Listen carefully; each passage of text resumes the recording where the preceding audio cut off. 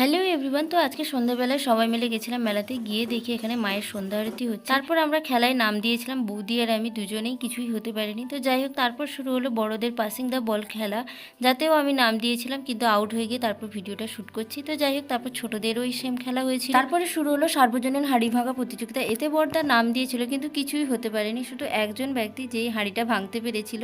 তারপর অনেক খেলাধুলা হলো, টায়ার্ড হয়ে গিয়ে আমরা খেয়ে নিলাম একটা চটপটি, তারপর আইসক্রিম খেয়ে নিয়ে বাড়ি চলে এলাম। তারপর আবার রাত 9টার সময় সবাই মিলে অনুষ্ঠান দেখতে গেছিলাম। খুব গরম থাকে, দাদা একটা আইসক্রিম কিনে দিয়েছিল, সেটা খেতে খেতেই অনুষ্ঠান দেখছিলাম। আর গোলুও এতে পার্টিসিপেট করেছিল।